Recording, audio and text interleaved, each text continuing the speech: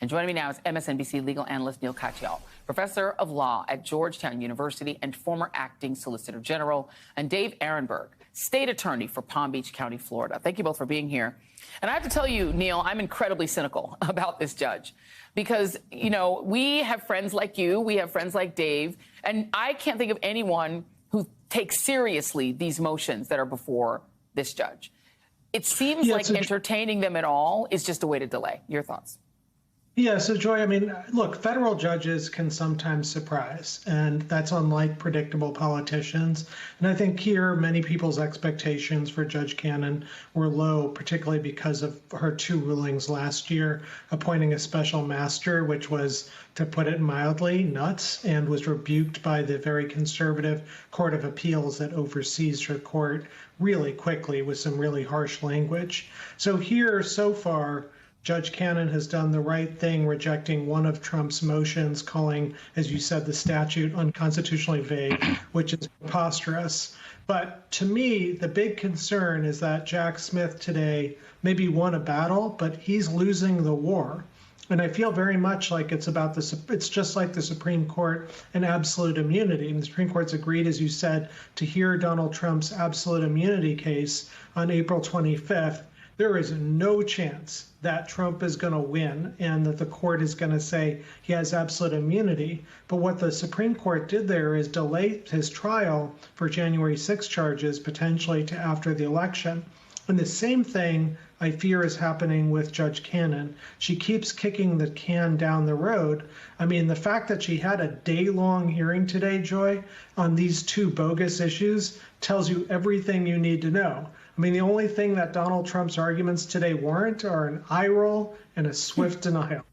Yeah, I mean, and Dave, it's very hard, I think, at this point, given all of the politics from the Supreme Court on, not to view Aileen Cannon and also Mr. Hur, who, you know, clerked, I believe, for Judge Rehnquist at one point, Justice Rehnquist at one point, as auditioning, right? I mean, they're helping Donald Trump.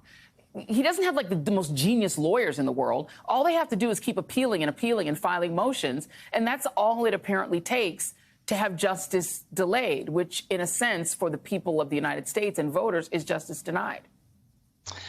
Yeah, Joy, I agree with you and Neil that Trump can win by losing. He can lose all these hearings and still win because his strategy is to delay things, to delay this out. Trump is nervous about this particular charge because it is the strongest case against Donald Trump. The Espionage Act, obstruction, they've got him dead to rights. His only defense is that he somehow declassified the documents in his mind like some Jedi mind trick. It's preposterous. But if he can keep delaying it, he expects to be president again. Then he can order his attorney general to drop everything. Then he can appoint Aileen Cannon to the Supreme Court. Correct. And although it seems like that Jack Smith won today because she didn't boot the entire Espionage Act claim, she postponed her decision. She denied it without prejudice, meaning that Donald Trump can bring it up again in the middle of the trial. And if Judge Cannon agrees in the middle of the trial, then double jeopardy attaches, and Jack Smith won't be able to appeal it to the 11th Circuit Court of Appeals, and then Jack Smith is done on that claim. So it's a temporary victory, a victory for now. And exactly. And that's why I called it auditions. Mr. Hur and Ms. Cannon and may see themselves as Justice Hur and Justice Cannon when Clarence Thomas and Alito predictably resign if a Republican becomes president. That's just me. I'm not putting that on either of you. Let me read the letter from Donald Trump's lawyers to Congress. This was dated April 26, 2023.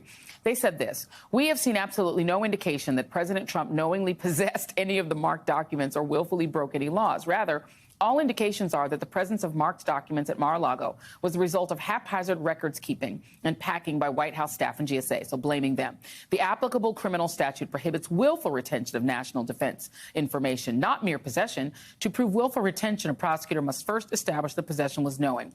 Now let's play Donald Trump talking about willful possession.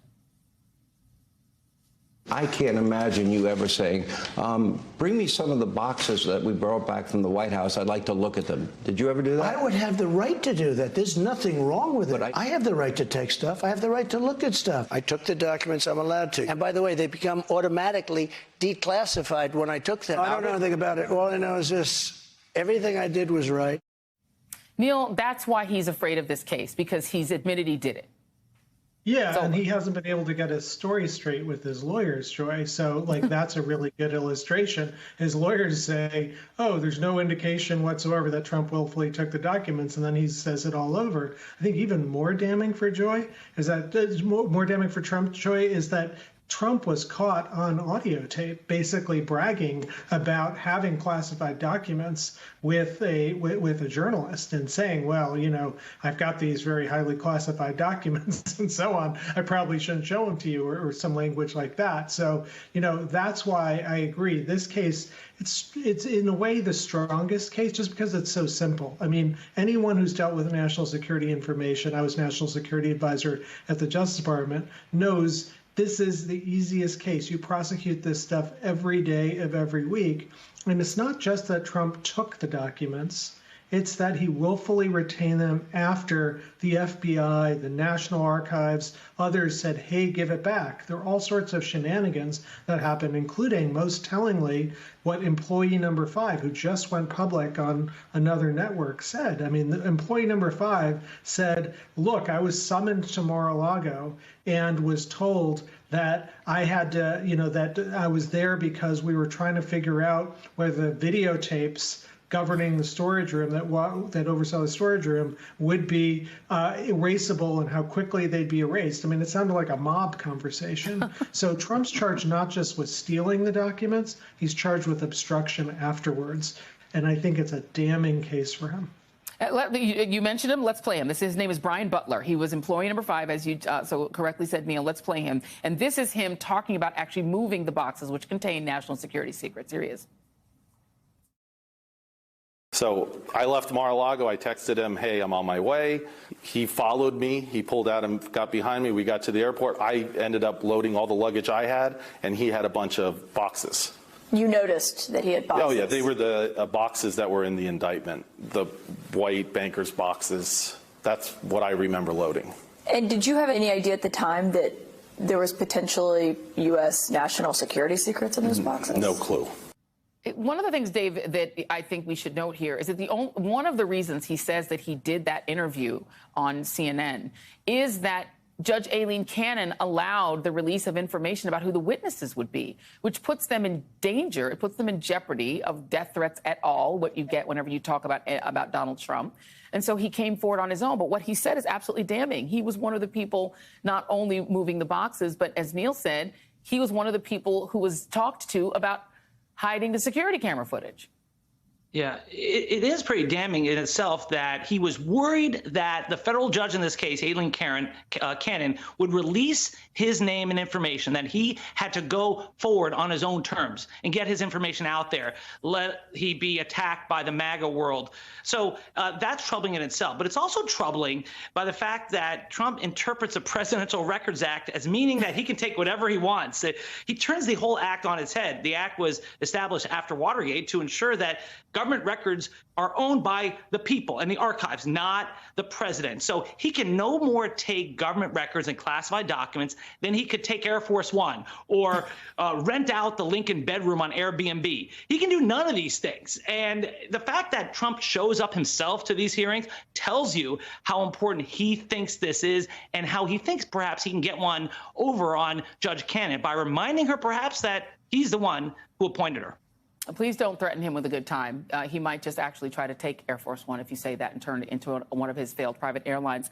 To you, Neil, let's go on the other side of this, because you do have another case that does seem like it is sort of proceeding along, and that is DA Alvin Bragg's case. Alvin Bragg now has suggested a delay. It's like this guy's got to be the luckiest dude in the world, Donald Trump. Bragg's court filing indicates that Trump's legal team ought a delay of 90 days this month, get a delay of 90 days after receiving 73,000 pages of records from the U.S. Attorney's Office in Manhattan. On Wednesday, the filing said federal prosecutors produced approximately 31,000 pages of additional records and represented that there will be another production of documents by next week. This trial was supposed to start March 25th. Can you explain why so late in delivering those documents? Doesn't everyone understand that there's a calendar and we need to get one of these trials at least done before the election? No, can't do it. I can explain a lot of things, Joy. I cannot explain this. This whole Southern District of New York investigation into Trump and Michael Cohen has been the gift that keeps on giving to Donald Trump. So first, this office didn't prosecute Donald Trump and only prosecuted Michael Cohen back when Trump was president. We know what that was about. But once Trump was out and Biden was president, this office still didn't prosecute him. And now this office has evidently delayed providing documents to Trump for some period of time, leading to this last-minute extension. Now, to be on the other side, the Manhattan District Attorney, Alvin Bragg, in his filing today said this is Trump's fault, that basically they requested documents from the U.S. Attorney's Office, got a whole bunch of documents that they turned over to Trump on June 8th of 2023, and that it was Trump's lawyers in January of 24, just recently, who sought extra documents. And so they're putting it on them. But, it sure seems like, maybe both of these actors are to blame, but the Southern District and Trump, I don't know. But the result is, and I think we're all antsy, the American public wants to know what the heck happened. Looks like Donald Trump got a really serious campaign finance contribution that may have swung the election for him, and that it was illegal every day of the week. And so that deserves to be looked at. At least something deserves to be looked at, right? I mean, I think the American people deserve to know whether this man is a felon on any of these. Now it's 88 charges left before the election. It is stunning to me, and I'm sure stunning to you both as legal professionals, that it appears that he is so far getting away with all of it, and not having a trial is the same, essentially, as getting away with it. If you never have a trial, you can never be a convict. Stunning stuff. Neil Katyal, Dave Ehrenberg. What a world. Makes you feel any better? I have already put evac on alert. He's ready to go if it comes to that. General, I can assure you. Hey, General, let me into the war room to see you, so I had to hack my way onto this frequency. This better be critical, Wheelie. Sir, come on, when is it not, please? Okay, couple of things. I'm running low on the dough. I was thinking about taking a couple of months sick leave, maybe starting today. And oh yeah. I intercepted a transmission from Megatron. Then send it through. Yes, sir, right away, sir. And so I'll assume that we're going on the other stuff. This is your last warning, insects. Relinquish what remains of the Allspark. So who's the insect? You? What? Who's the insect? Protect you. They were defeated on our world, and we will defeat them here. This was just a diversion! Security, please bring up. Rabbit, she's already inside. Deeds! Give me an update on that reserve. Boss readiness. What was his name? What was it? Evac, sir. Evac.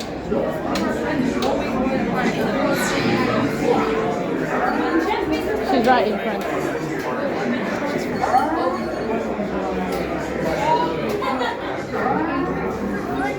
We are facing a heavy sustained attack. They appear to be after the Allspark. General,